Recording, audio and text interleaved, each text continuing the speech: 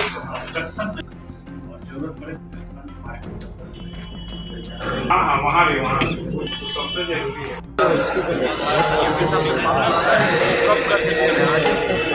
किया है और सभी पक्षों से बात किया है।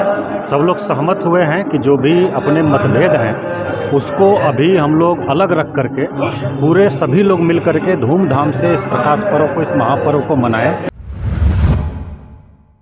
नमस्कार, सत श्री अकाल। SSI ट्यूब में एक बार फिर स्वागत करते हैं। मैं देवेंद्र सिंह लड्डू। इस वक्त मैं सिखों के 10वें गुरु गोविंद सिंह जी महाराज का जन्मस्थली में प्रकाश पर्व की तैयारियां जोर शोर से चल रही है। इसी कड़ी में अभी पटना के DM, पटना के SSP, पटना के SP, city SP, ASP, SDM, civil surgeon और तमाम जितने भी पदाधिकारी है, साथ में प्रबंधक कमेटी की एक मैराथन बैठक चल रही है। कैसी तैयारियां चल रही है, हम तमाम चीज़ों से आपको अवगत करवाते हैं। चलिए मेरे साथ बने रहिएगा, कहीं जाइएगा नहीं।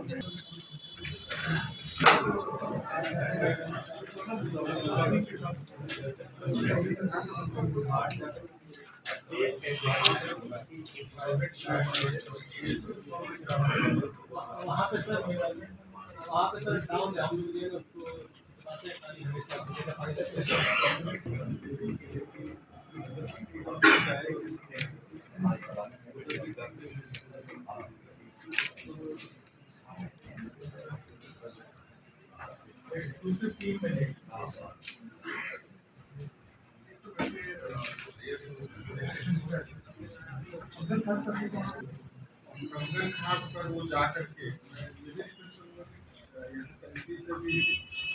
ऑफिसर दोनों एक इधर से भी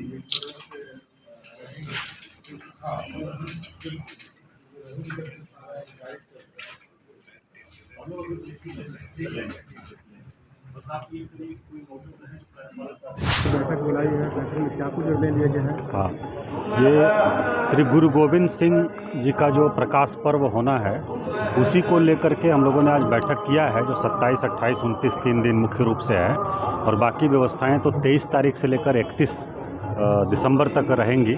तो उसमें जो हमारे संगत बड़ी संख्या में बाहर से आएंगे लोग, उनके आवासन की व्यवस्था, उनके आवागमन की व्यवस्था, बाकी यहाँ साफ़ सफाई, पेयजल, शौचालय इत्यादि सारी व्यवस्थाओं को लेकर के हम लोगों ने आज डिस्कशन किया है और सारा इंतजाम किया जा रहा है कि किसी प्रकार की असुविधा जो संगत बाहर से आएंगे उन लोगों को नहीं हो।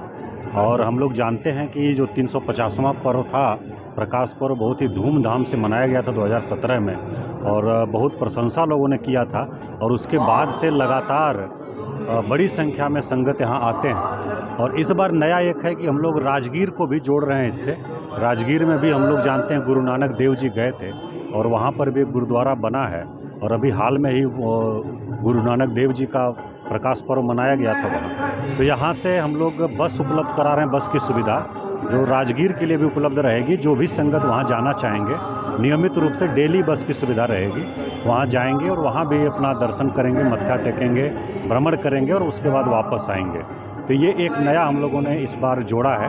दूसरा, जीरो वेस्ट इवेंट के रूप में नगर निगम इसको ले रहा है कि जितना आयोजन हो रहा है, जितने लोग आएंगे या लंगर लगेगा जहाँ जहाँ पर, तो उसमें जितना वेस्ट जनरेट होगा, कूड़ा कचरा जनरेट होगा, उस सबको सोर्स पर ही सेग्रीगेट करके अलग अलग करके उसकी यहाँ प्रोसेसिंग हम लोग कर करके उसका यही निष्पादन हम लोग करें। उस प्रकार की व्यवस्था भी नगर निगम कर रहा है। वो कंगन घाट पर अपना प्लांट लगाएगा और सभी जगह से कलेक्ट करेगा और उसके बाद उसका प्रोसेसिंग करेगा।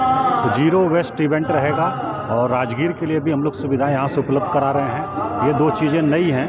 बाकी जो परंपरागत रूप से व्यवस्थाएं होती हैं, फोर्स मजिस्ट्रेट का डिपुटेशन और अग्निशमन दस्ता का डिपुटेशन और मेडिकल टीम का, एम्बुलेंस का डिपुटेशन, वो सारी चीज़ें रहेंगी। 28 दिसंबर को चूँकि मतदान का तिथि घोषित हो चुका है, ऐसे में सर क्या संभावना है, किस तरह से आपने चुनौती? हाँ, उससे हम लोग दोनों को ध्यान में रखा है और मतदान पर उस पर कोई प्रभाव नहीं पड़ेगा, हम लोग उसका इंतज़ाम कर रहे हैं। और दूसरा कि उस दिन चुनाव का भी पर्व पर कोई प्रभाव नहीं पड़े, उसका भी हम लोग इंतजाम कर रहे हैं। पर्व से संबंधित जितने लोग हैं और जितने वाहन हैं, सबके आवागमन में किसी प्रकार की असुविधा नहीं हो, इसको भी हम लोगों ने डिस्कशन किया। अंतिम सवाल ये है सर कि गुरुद्वारा प्रबंधक कमेटी का जो में लगातार उसे कैसे आप नहीं, इसको लेकर के हम लोगों ने बात किया है और सभी पक्षों से बात किया है। सब लोग सहमत हुए हैं कि जो भी अपने मतभेद हैं उसको अभी हम लोग अलग रख करके पूरे सभी लोग मिल करके धूमधाम से इस प्रकाश पर्व को, इस महापर्व को मनाएं और ये व्यतीत होने के बाद हम लोग मिल बैठ करके जो भी मतभेद है उसका समाधान कर लेंगे। तो लोग सहमत हैं इस पर और सभी लोग इसमें सहयोग करेंगे। अशोक राजपथ पर क्या व्यवस्था रहेगी सर, यातायात की क्योंकि बहुत स्थिति खराब है सर रोड की? हाँ, अशोक राजपथ पर नंगे पाँव चलेंगे सर। जो अशोक राजपथ पर बताया गया है कि नमामि गंगे का जो काम हुआ है जगह जगह, वो उसकी वजह से बहुत ख़राब स्थिति में है। इसको भी कहा गया है और आरसीडी को भी, रोड कंस्ट्रक्शन डिपार्टमेंट को कहा गया है 2 से 3 दिन के अंदर ये लोग सब उसको ठीक करेगा। 25 तारीख तक जितना खोदा है उसको सब मोटरेबल कर लेगा और 25 से लेकर के 30 तक कोई नया कहीं नहीं खोदेगा। इसको भी हम लोगों ने कहा। स्थिति बहुत खराब है। हाँ बिल्कुल, तो उसको भी हम लोगों ने डिस्कशन किया है, वो भी हम लोग समय रहते उसको ठीक कराएंगे और इंतजाम करेंगे। और यहाँ पर व्यापक बंदोबस्त किया जाता है। जो हमारे मेन गुरुद्वारा है, जितने भी पटना शहर के पाँचों के पाँचों गुरुद्वारा जो हैं, वहाँ पे हम लोगों का डिप्लॉयमेंट रहेगा। इसके अलावा जो स्थानीय संगत आती है, जो बाहर से संगत आती है, जहाँ पे उनका आवासन स्थल है, वहाँ पे हम लोगों का महिला आरक्षी बल, पुरुष आरक्षी बल दोनों रहेगा। जहाँ पे लंगर, सार्वजनिक रूप से लंगर वितरित किया जाता है, वहाँ पर भी स्थानीय लोगों की बहुत भीड़ होती है, उसको लेकर हम लोग अलग से व्यवस्था कर रहे हैं। इसके अलावा क्योंकि ट्रैफिक का उन दिनों में एक बड़ी चुनौती रहती है, बहुत से स्थानीय लोग बाहर से भी लोग अपनी गाड़ियों से लेकर और बसों से, अनेक वाहनों से आते हैं और पटना सिटी एक कंजेस्टेड एरिया है, तो विशेष रूप से उसका ट्रैफिक प्लान रहता है। कुछ रास्तों को हम लोग ब्लॉक करते हैं, वन वे करेंगे।